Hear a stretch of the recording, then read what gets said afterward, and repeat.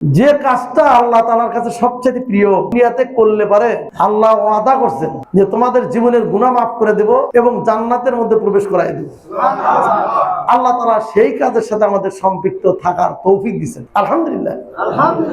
ইচ্ছা করলে এই পথে যাইতেই থাকতে পারে না। এই পথটা অত্যন্ত কষ্টের পথ, পরীক্ষার পথ। যাক, আল্লাহ সুবহানাহু ওয়া তাআলা, আমরা আপনাদের কাছে এই মেসেজটা দিতে চাই। ওয়াজ আমাদের অনেক হয়েছে। এই 15 বছর যে 15.5 বছর আলেম ওলামাদেরকে কথা বলতে দেয় নেই, কণ্ঠ চাপে ধরছিল, তারপরও কি বন্ধ রাখতে পারছে? পারে নাই। এর দ্বারা আমরা কথা ইনশাল্লাহ কোরআন হাদিসের কম শুনিনি।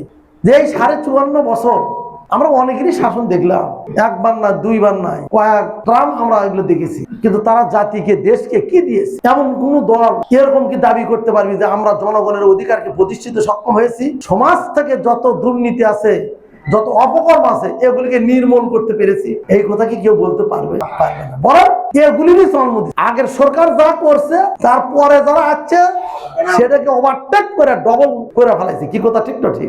আচ্ছা, 5 তারিখের পর থেকে মনে হয় এই সমাজে চাঁদাবাজি, ছিনতাই এগুলি তো আর নাই মনে হয়। কেন? আওয়ামী লীগ তো চলে গেছে। তাহলে আওয়ামী লীগ চলে যাওয়ার পর দেশটা তো ভালো হওয়ার কথা। কি কথা ঠিক না? ঠিক ভাই।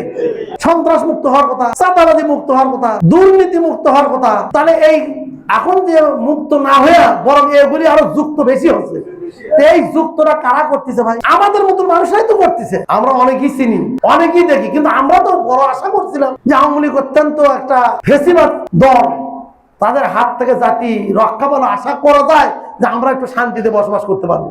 এখন এই লোকগুলো ক্ষমতায় যায় নাই, না যাওয়ার আগে যদি এই অবস্থা হয়, তাহলে ক্ষমতায় গেলে তারা কোন অবস্থায় নিয়ে যাবে আমাদের একটু ভাবার বিষয়। কি কথা ঠিক করে? অতএব আপনার আমার একটু তৎপরতার কারণে গোটা বাংলাদেশের পরিবর্তনের জায়গায় একটু লাগু, এটাকে আমরা চাই না?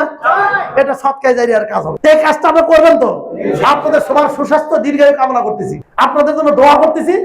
আল্লাহ সুবহানাহু ওয়া তাআলা আপনাদের সবাইকে আগামী দিনে আল্লাহর কোরআনের পক্ষে কাজ করে কোরআনকে সংসদে নিয়ে যাওয়ার জন্য যা যা করা দরকার আল্লাহ তাআলা সব কিছু করার তৌফিক দান করুন।